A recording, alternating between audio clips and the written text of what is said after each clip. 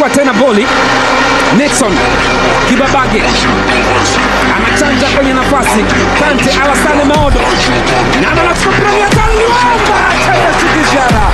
Don't save. Hiyo save ambayo alikosa Baka, Luemba akakutana naye. Ilikuwa ni Ansel Oura akimtikisa. Akakave kutafuta mbuzi wa mbali, lakini Shikijara akakataa. Wakati huo Jocelyn Luemba alikuwa chukua kutengeneza. Ilikuwa pasi nzuri ya kichwa. Wanasema setup ile. Akamhesabia Mohamed Hussein na akafanikiwa kwenda. Hiyo dogo ile ikapita. Isra Patrick Mwenda Okelo Juki Abuya anamwekea katika nafasi sasa ile. Mwamuzi anasema twende. Alani Okelo star boy cheza Rushan Deriek. Good defending. Oh, ni kona.